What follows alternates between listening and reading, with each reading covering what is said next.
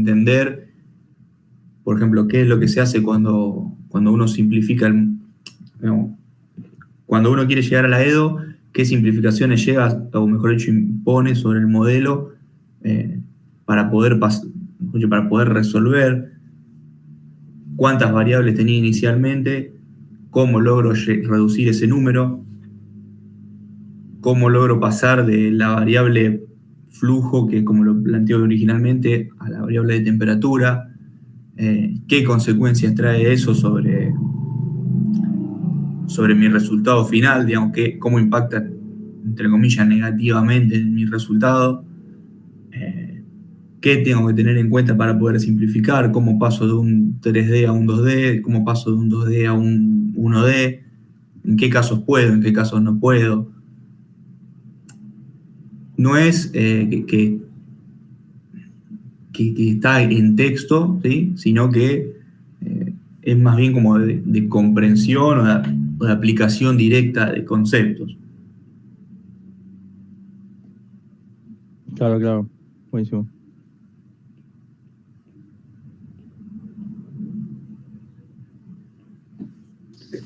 Yo por mi parte, profe, estoy buscando a ver qué puedo consultar. Me puse a hacer, pero qué sé yo, ejercicio que no he llegado a terminar es porque, no sé, o arrastro algún error y los tengo que rehacer o algo de ese estilo. Ahora si encuentro algo consulto. Ok.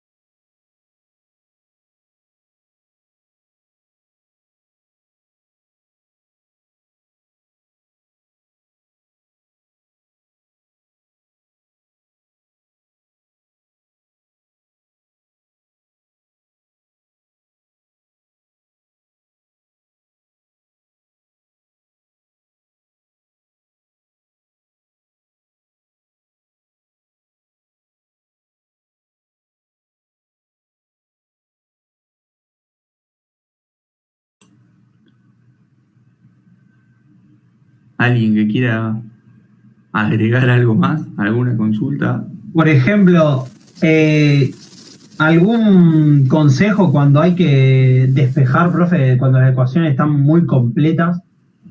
No sé si me explico. Por ejemplo, cuando vos vas a la ecuación diferencial de equilibrio en volumen, Sí. a veces tenés que hacer distributiva y todo, y capaz que te queda un choclo de... porque yo la mayor cantidad de errores son a veces despejando todo el tema, haciendo eso despeje, pero bueno, no sé, porque después puedes ir reemplazando y todo, pero viste, te empieza a quedar un choclo de variable y constante y todo. Pero en el caso, no sé, algo que vos tengas un Dirichlet, Neumann o algo así, o más complejo. Yo te diría que trates de asegurarte la forma genérica de la ecuación a la cual tenés que llegar una vez que integrás. O sea, lo que vimos en la clase pasada, que vos tenés la EDO, la integrás 2 veces y llegás a una ecuación genérica en la que todavía no influyeron las condiciones de contorno. ¿Sí? Sí. Es como que ese problema todavía no está, entre comillas, personalizado. ¿Qué quiere decir? Que ese problema sirve para, por ejemplo, integraste 2 veces, te sirve para cualquier problema, sea tipo doble Dirichlet, o sea, Dirichlet izquierda, Neumann derecha, o sea, Neumann izquierda y Dirichlet izquierda. No importa cuáles sean las condiciones de contorno, porque vos todavía no te metiste en ese tema, digamos. Y esa ecuación va a tener siempre la misma pinta. Entonces, asegurarte Sí, siempre va a estar o de... muy igual.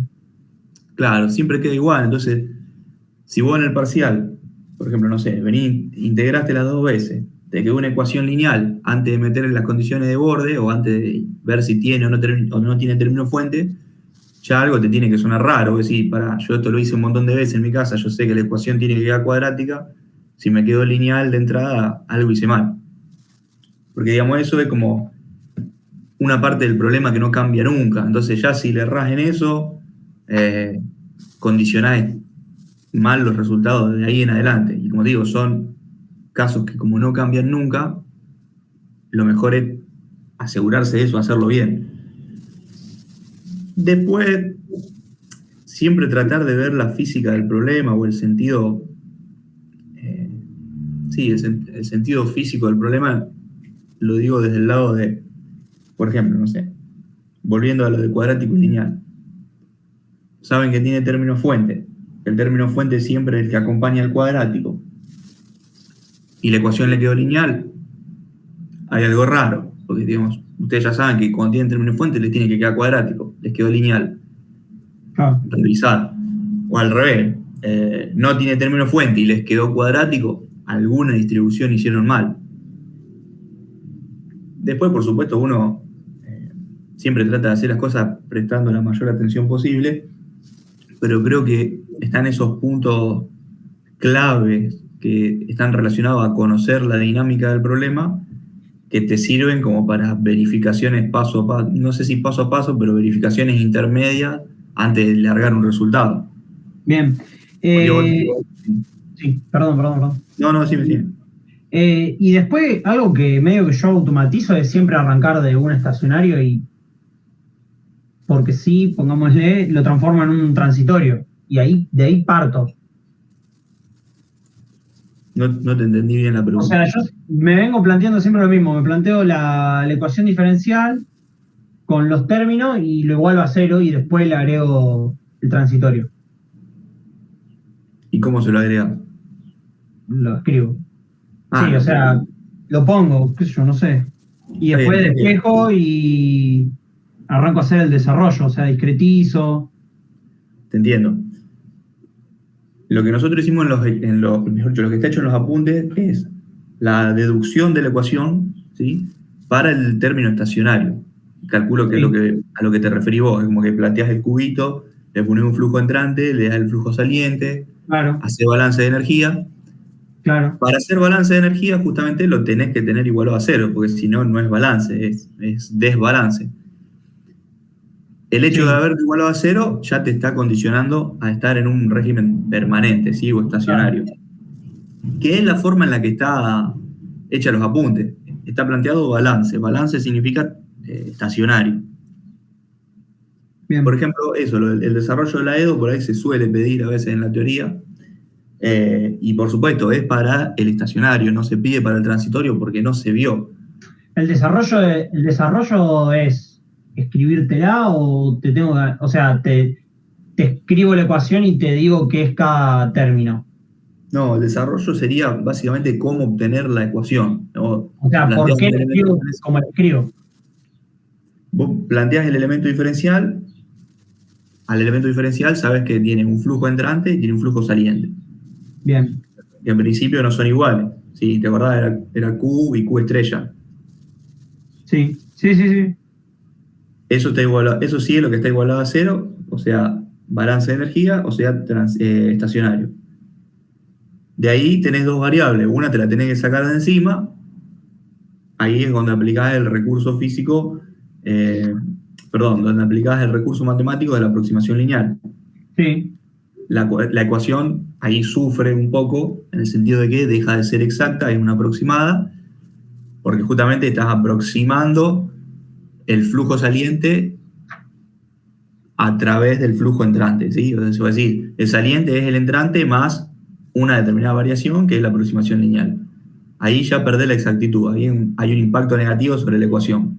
O sea, los resultados se empobrecen, pero te sacaste de encima una variable y de 2 pasaste a 1. Te sacaste de encima Q asterisco. Te sacaste de encima Q asterisco, exactamente. Entonces vos tenías una sola ecuación y 2 variables, no podías resolver. Ahora tenés una ecuación, una variable, vas bien. Bien, Tenés flujo, ¿sí? Pero el flujo no es la variable que más interesa, sino que siempre se busca resolver para la temperatura, porque te da más información, sino que el flujo se calcula después como postproceso. Entonces, ¿cómo pasás de flujo a temperatura? Ahí aplicás el bien, recurso físico, que sería la ley de Fourier, que te relaciona el flujo con la temperatura a través del coeficiente de conductividad. claro. Ahí Bueno, la acá ecuación, por el gradiente. exactamente. Ahí la ecuación vuelve a sufrir de alguna forma, porque está usando una ley empírica para aproximar la temperatura a través del flujo. ¿Por qué? Porque esa K, digamos, la forma de medirlo no es exacta, depende del material, depende de cómo uno lo haya medido, si bien eso está tabulado y demás, y en los parciales se suele dar, de hecho se da como dato, yo te digo, no sé, tengo un acero tal que tiene una conductividad de X Tanto. número. Y listo, Sí, ustedes lo usan, chao. Pero desde el punto de vista teórico, ese K es difícil de medir y esa medición de K tiene un determinado error. Entonces vos ya a la ecuación le estás metiendo más error del que ya le metiste con la aproximación lineal. Entonces los resultados se vuelven a, entre comillas, empobrecer. Pero es la única forma que vos tenés para pasar de flujo a temperatura. Es como decir, sacrifico mi calidad de resultado para poder tener resultados, porque si no, no conozco nada. bien, Una vez que tenés el flujo escrito a través de la temperatura, ya la ecuación que era de orden 1 te pasa a ser de orden 2. Y ahí claro. ya más o menos estás llegando al final de la EDO, ¿sí? Y básicamente en ese punto ya la obtenés. Pero como te decía, está todo para el estacionario. El transitorio, nosotros no dimos el desarrollo, sino que simplemente dijimos, en el estacionario hay balance, ecuación igual a 0. En el transitorio, justamente no hay balance, ecuación igual a ρ por C Procede por por derivada de la temperatura derivada por con tiempo. respecto al tiempo del flujo. Sí, no está explicado el por qué, simplemente está dado así. Entonces, obviamente, esa deducción para el caso transitorio no se pide. Bien. Y ahí me queda. eh, ahí arranca, bueno, donde yo a veces meto la pata, despejar el flujo un instante después en el nodo en el que estés calculando. Vos decís, el flujo o la temperatura en un instante después, decís, Claro, la temperatura en un instante después en el punto. eso es lo que te complica. No, no, qué sé yo, a veces se empieza a llenar la hoja y te empieza a matar. Yo creo que la clave ahí No, está en saber trabajar con los dos subíndices. Por sí, ejemplo, cuando vos tenés un régimen estacionario, trabajás, por ejemplo, con el subíndice I, que te da la indicación de la ubicación en X del nodo que estás usando, ¿sí? claro. O digamos, discretizaste para hacer MDF y vas a hacer un método directo para encontrar la temperatura en el Sí, porque vos estacionario. después usás las entradas. Entonces emplear el instante, o sea, el nodo anterior y el posterior en Está ese bien. instante. En ese instante, exactamente, a eso iba. Tenés que manejar los dos subíndices, o un subíndice y un supraíndice, depende de cómo está en el apunte. Creo que en el apunte está uno arriba y uno abajo, o sea, Sí, un están, subíndice sí, uno arriba y otro abajo. y un Está la supraíndice. posición abajo y el tiempo arriba. Bien.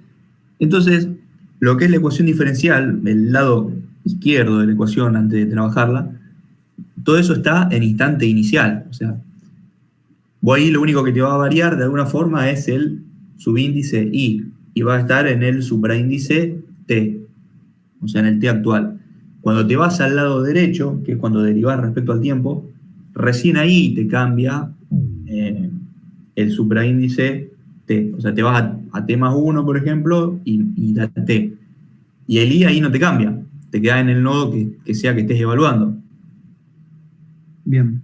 Creo que, no sé, a ver, pará, No, sí, sí. Se entiende, se entiende. ¿me entendiste? Sí, sí, sí. Yo creo que la clave Sí, o está sea, sí, en ser perdón. cuidadoso con esos índices. A ver si comparto un poquito. Abrir el Outlook, nada que ver. acá. Me pasé de largo. Acá. Justo hacia arriba. No. Ahí vamos. Reducción. Acá. ¿Sí? Acá, vos fíjate que esta derivación la hace todo en supraíndice t. O sea, ¿qué es lo único que está haciendo? Fíjate, te dice derivada respecto a x. Entonces, lo que está moviendo es x. ¿Qué significa? Que está moviendo el y. La derivada la hace con y más 1 e y menos 1. Pero todo en el instante t, porque no deriva respecto al tiempo, deriva respecto a x. Del lado derecho, el x se queda quieto, o sea, no hay variación en x, la variación está en t. ¿Por qué? Porque la derivada de temperatura es respecto al tiempo. Bien. Entonces ahí... Sí. No, terminá y después te... A vos lo que te interesa encontrar es este valor. Temperatura en I en T más 1. Entonces, lo que haces es despejar todo para este valor. Vos fíjate que este tita sub I en T, ya lo tenés de este lado acá. Tita sub I en T. Entonces, ¿qué es lo que vas a hacer? Es juntarlo, o mejor dicho, pasarlo para el lado izquierdo y dejarte acá solamente el tita en I en T más 1, que es lo que a vos te interesa averiguar.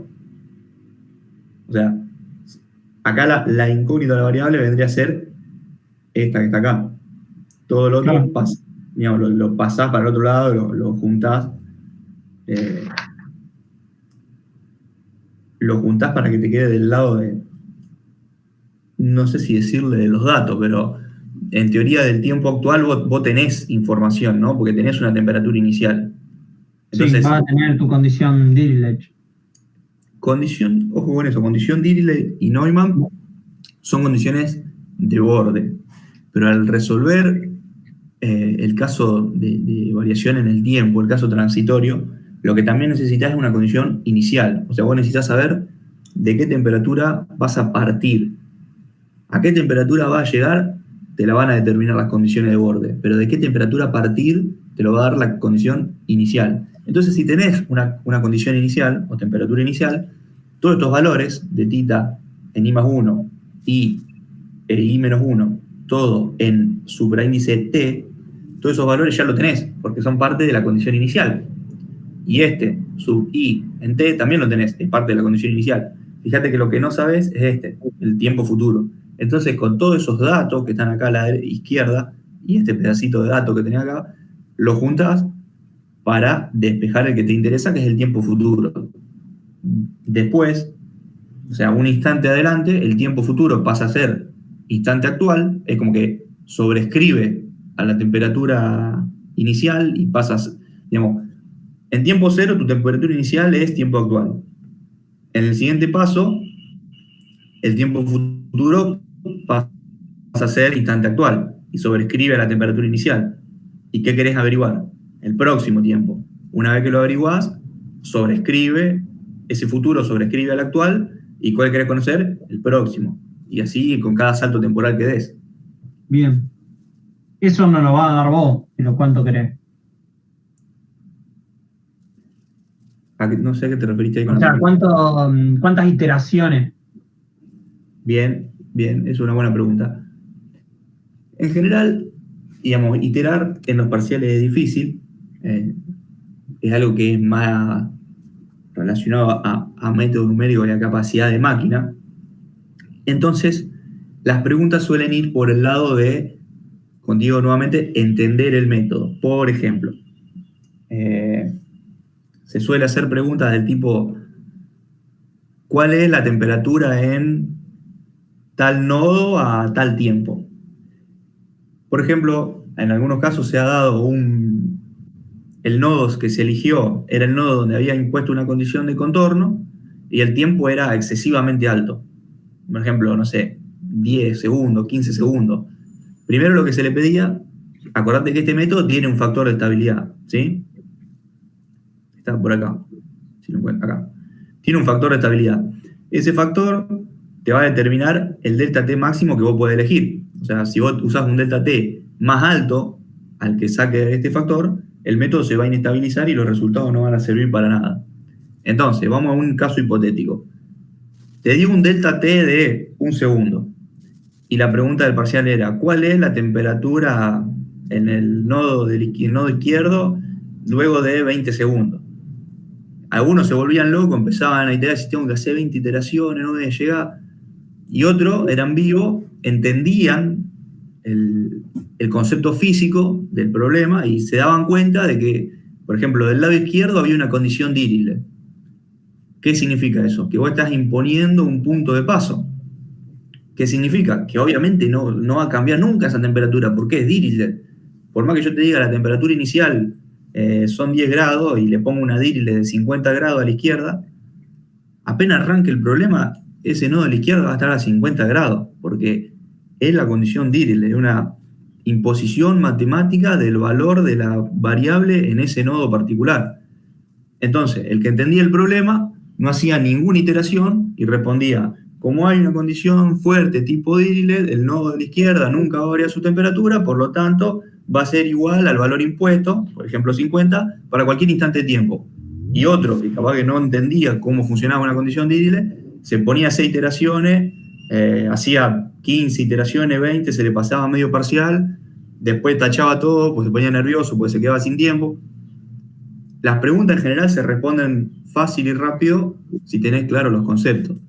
Después había otro que por ahí... En el caso de que no sea una condición Dirichlet, porque no sé, lo dudo, calculamos el factor este. Sí, en caso de que no sea una condición Dirichlet, por ejemplo, que lo primero que tiene que hacer es calcular el factor. En general el enunciado dice calcular el factor. Y por ejemplo, si les da un delta T de, vamos de nuevo, 1 segundo, como decía antes, y lo más probable es que el enunciado le pida el tiempo en 0,7 segundos. Entonces ustedes que van a decir, bueno, yo tengo un delta T máximo de 1 segundo y me lo piden en 0,7, 0,7 es menor a 1 segundo. ¿Eso qué quiere decir? Que en una sola iteración lo puedo hacer. Claro, sí. Hay otro que decía, no, pero ¿y cuántas elijo? Porque me dice 0,7, pero yo tengo un máximo de 1. Ese 0,7 lo hago en partes, lo hago en 2 iteraciones.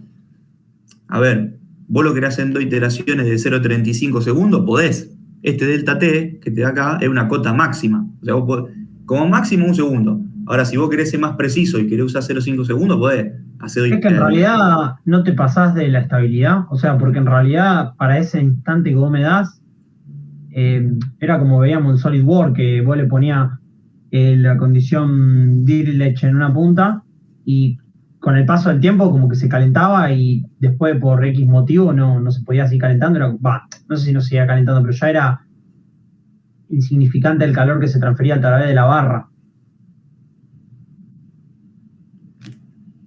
Ok, y vos lo que estás diciendo es el tiempo necesario para alcanzar el estacionario. Sí, deja de ser transitorio. No digo que no lo sea, pero es más sutil ya. Está bien, sí, pero son cosas distintas. Yo lo que estoy diciendo acá es el salto temporal que puedes hacer como máximo en tu estudio transitorio. Por ejemplo, ese tiempo que decís vos puede ser relativamente alto. Vamos a suponer 1000 segundos. Y el delta T máximo que te permite el factor es 1 segundo. Si vos quisieras analizar todo el transitorio, tendría que hacer 1000 iteraciones. Sí, sí. A partir de cierto momento, la temperatura varía lo suficientemente poco como para decir por criterio propio que llegó al transitorio porque la variación de un instante a otro es lo suficientemente pequeña, menor a un valor prefijado. Por ejemplo, si varía menos que 0,5 grados y ya decidí que llegó al transitorio, al estacionario. Eso es una cosa. Pero este delta T es el salto máximo que vos podés dar entre un instante y otro en el cual estás analizando. Como te digo, una cosa, por ejemplo, vamos a suponer que te da 1 segundo, para llegar al estacionario necesitas 1000, tenés que hacer 1000 iteraciones. Pero lo que se suele preguntar en el parcial es ¿cuál es la temperatura en un determinado instante? Ese instante va a estar en algún punto del transitorio. Vamos a suponer que tienen SolidWorks abierto y pueden averiguarlo con facilidad en cualquier punto. Yo le podía preguntar ¿cuál es la temperatura de tal nodo a los 100 segundos? A los 100 segundos el nodo no se estabilizó.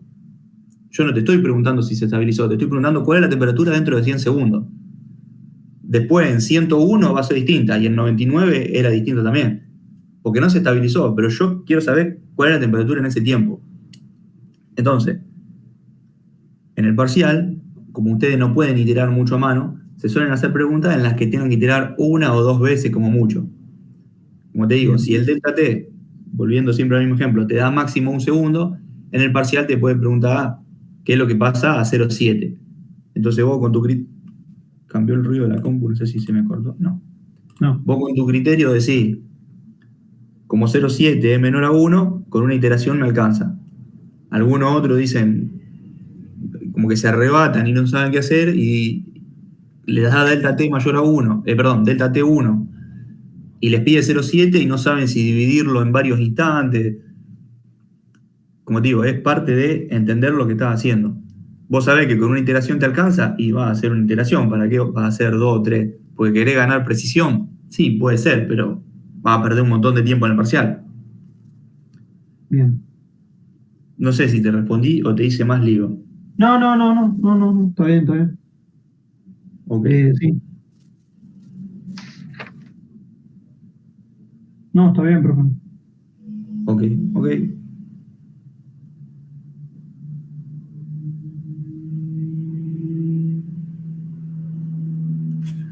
Te voy a cerrar.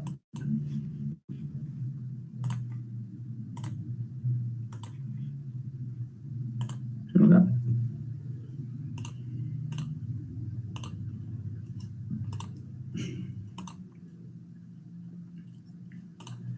Mientras piensan, voy a ir chequeando algo.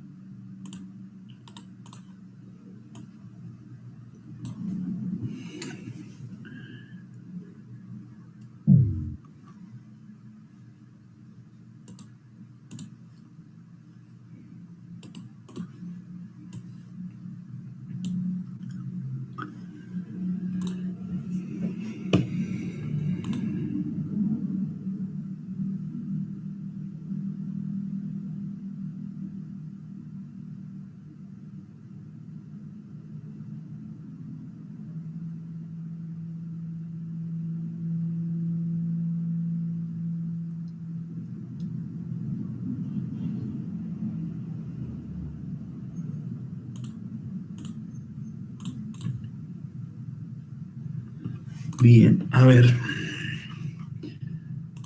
Ahora yo les voy a habilitar lo de la semana. Eso lo están tratando de encontrar y acá lo encontré. Semana 8. Mostrar.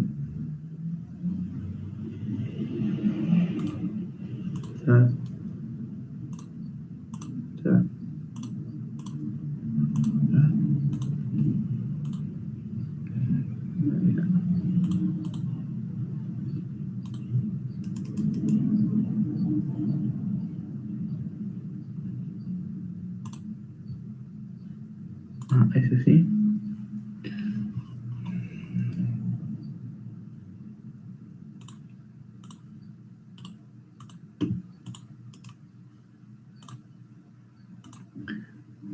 Bien. Ahí está.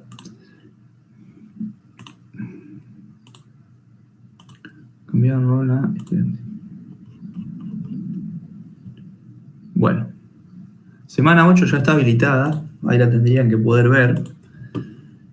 Y les va a aparecer una parte de práctica. ¿Sí? Que dice ejercicio de examen de teoría, ejercicio de examen de teoría 2, ejercicio de examen de práctica y ejercicio de examen N1. Esas son preguntas que tomábamos cuando hacíamos los parciales a través del campus. El tema que se nos complicó seguir con esa metodología porque había bastante falta de honestidad, vamos a decirlo así. Y un día nos pasó que estábamos tomando un parcial y les pedíamos que estén conectados en llamada. Pero bueno, cuando uno está en llamada, ustedes se darán cuenta ahora mientras mira la pantalla que estoy hablando yo y está mi recuadro marcado en azul, se ve el micrófono que se mueve y demás. Entonces, bueno, nosotros, ¿qué es lo que le pedíamos? Que estén conectados y que tengan abiertos los micrófonos. Ahora, si yo me pongo a hablar y algún otro de ustedes habla también, se activan los dos micrófonos a la vez, aparecen los dos recuadros en azul. Bueno, cuando estaba toda la clase conectada y estaban todos los micrófonos abiertos, obviamente ustedes, cada uno vive en su casa y tendrá su familia o no, hay distintos factores que contribuyen al ruido ambiente y a veces hacen que se active el micrófono. Eso con 30, 35 personas a la vez genera que casi siempre varios micrófonos estén activados por más que esa persona no esté hablando. Por ejemplo, no sé, pasa un bondi por afuera del edificio donde viven y se activa el micrófono y ustedes no están diciendo nada. Lo que pasó fue que estábamos tomando exámenes virtual y como todos tenían los micrófonos prendidos, no sé, por ejemplo, por ahí ladraba un perro, se prendía un micrófono y esa persona no estaba diciendo nada. Hablaba alguien por el fondo, se prendía el micrófono y esa persona no estaba diciendo nada. Y eso nos llevaba a que no podamos estar controlando en tiempo real qué hacía cada uno, porque era imposible, era mirar muchos recuadros a la vez. Entonces por ahí alguno apagaba el micrófono y preguntaba algo por WhatsApp o mandaba un audio muy rápido, a nosotros se nos escapaba. Resulta que alguien por ahí se olvidó de cerrar el micrófono y dice, che, dale, pasame la 1, dale, que estoy muteado. No, en serio, estoy muteado, dale, pasa. Uy, ahí se dio cuenta, cortó el micrófono. Y bueno, a nosotros no nos quedó otra alternativa más que cortar el examen y anularlo porque si estaban copiando no podíamos saber quién era. Ahí fue donde tuvimos que dar de baja los exámenes virtuales, pues se estaba haciendo tierra de nadie. Por eso los exámenes que les digo las preguntas que les digo que están subidas ahí son las que tomábamos, pero que ya no podemos tomar más y ahora hacemos más parciales tradicionales en el aula, ¿sí? Bueno, un poquito de historia de los exámenes de la materia que estaba contando. Bien. Tema ejercicio de práctica, que dice que no sé si lo llegaron a ver, que hay uno que tiene, como que son dos ejercicios y tiene una respuesta pegada, dice menos 3,4 y 4,8. Ese tipo de ejercicio no es específicamente el que va a entrar en el examen. ¿Por qué les digo esto?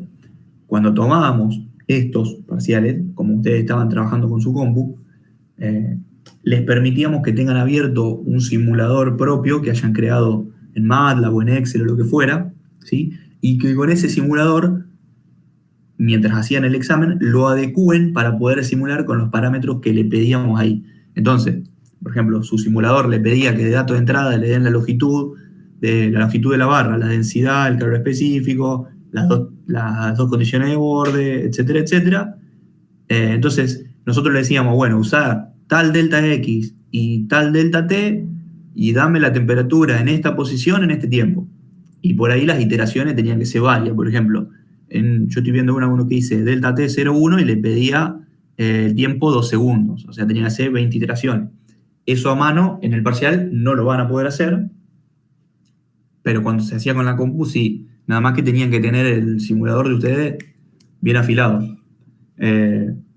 Sin embargo, ahora mientras practican en su casa les va a servir, porque calculo que ustedes tendrán ya armadito su código de MATLAB o su hojita de Excel, y les va a servir para que metan estos datos en su simulador, corran y ver si llegan a esa respuesta que está pegada ahí como correcta en el parcial. Y si no les da, les va a servir para corregir un poquito el simulador y ver qué es lo que está pasando ahí, que está haciendo que el resultado no dé. Después, tema de ejercicio de teoría. Obviamente ahora no tomamos multiple choice, pero más o menos les puede dar una idea de por dónde van las preguntas, ¿sí? ¿A qué me refiero yo cuando digo que son conceptuales y que no son tanto de desarrollar? Como les digo, obviamente no tomo multiple choice ni un verdadero o falso, pero fíjense que son respuestas concisas, no llevan a desarrollar mucho texto, sino a entender un fenómeno físico y a dar una respuesta concisa. ¿Llegaron a ver lo que les habilité o no? ¿Entraron al campus? Sí, profe, lo vimos. Bien. Bueno, creo que eso también les va a servir para estudiar un poquito. Y acuérdense que la semana que viene arrancamos elasticidad. Profe, Y ¿yo te puedo hacer una consulta? Yo estoy con Santiago acá, soy con Martín. sí. No, con respecto al factor, ¿por qué, o sea, yo podría elegir cualquiera, podría elegir tanto el delta T o el delta X para variar y tener mejor resultado? Sí, de hecho el factor depende de dos parámetros del simulador, que son el delta T y el delta X, y de parámetros del material. Lo que pasa es que vos en general, digamos, si bien vos podés mover los valores de parámetro del material para mejorar tu factor, desde el punto de vista matemático lo podés hacer, en el caso real no podés. ¿Qué es lo que quiero decir con esto? Que si vos variás parámetros como densidad, calor específico u otro parámetro que tenga que ver con el material, básicamente terminás resolviendo otro problema. Si yo te estoy diciendo, hay un acero SAE 1010 que tiene densidad 7830 kilos por metro cúbico, y vos decís, pero ahí el factor no me da bien, tendría que usar densidad 5000, y entonces ya no estás resolviendo el SAE 1010 que te di, te pasaste a otro material. Entonces, como le digo, si bien el factor que tiene que ver con el delta T y delta X, que son datos de simulador, densidad, conductividad y calor específico, que son valores de material. Desde el punto de vista de la ecuación, cambiar densidad, cambiar calor específico y cambiar conductividad van a variar al factor, lo van a mejorar o lo van a empeorar, pero son datos que no podés mover, porque si no vas a terminar resolviendo otro problema. Estarías cambiando el estudio, digamos. Estaría cambiando el estudio, estaría estudiando otra barra distinta. ¿Qué es lo que vos sí podés cambiar? Delta T y delta X. Si vos te fijás en el apuntecito de visión intuitiva, yo ahora lo abrí, lo estoy leyendo. No Sí, es que lo tengo acá abierto. Transmitíselo. Ahí al final de la página 8 te dice, Rho, C y K son datos que deben ingresarse tal cual correspondan al material. Pero delta T y delta X son datos ingresados a criterio del analista. O sea, eso es lo que vos podés elegir. Delta T y delta X es lo que vos podés variar para que el factor mejore o empeore. ¿Sí? Sí. Pero eso igual no lo va a dar vos. Va a ser parte de la consigna. Sí, en parcial sí, pero ahora Bueno, sí. Solid. Por ejemplo, en estos problemas que están ahí en el campus, se pedía un delta T y un delta X específico. En el caso del parcial, puede que no lo demos porque se apunta a que las iteraciones sean pocas y es como que es parte de su estrategia elegir ese valor. Vuelvo a lo que te decía al principio. No se busca que ustedes iteren a mano mucho, o sea, 1 o 2 iteraciones y ya llegan. Entonces lo que se busca es que sean, que tengan la suficiente agilidad en cuanto a conocimiento del problema para darse cuenta qué valores tienen que usar de delta T y delta X para laburar lo menos posible sin perder estabilidad. Bien. Sí. Vos fíjate lo que te decía el apunte ahí, dice el delta X medio como que se fija de entrada, porque después es difícil de cambiar, y vos con delta T lo vas ajustando. Sí, ahí en el simulador el delta X lo manejás con la malla.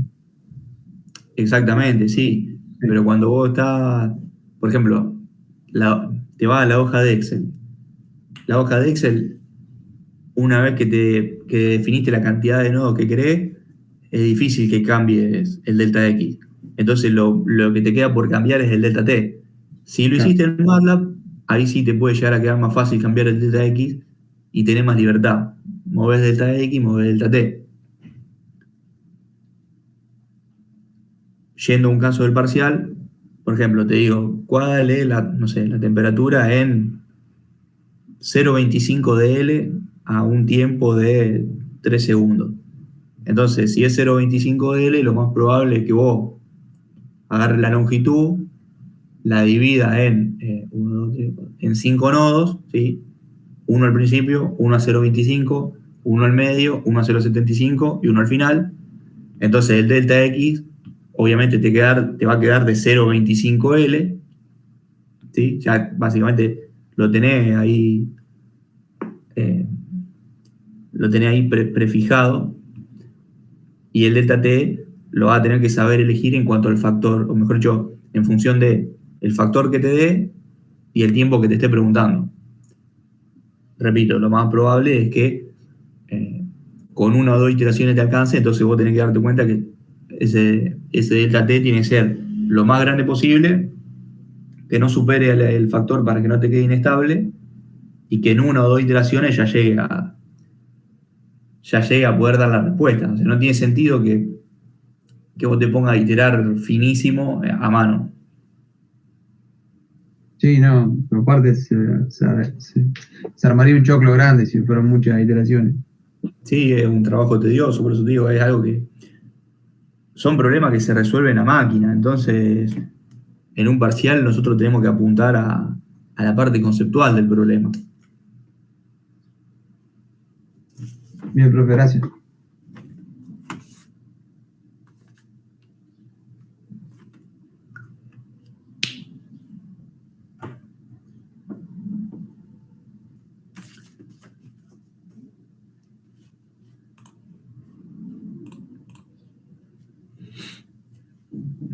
¿Alguna otra? ¿Dudita, consulta?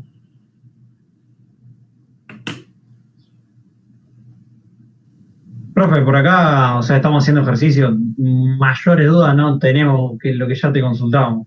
O sea, si algún otro compañero tiene alguna otra duda. Está bien, De bien. otra parte, estamos.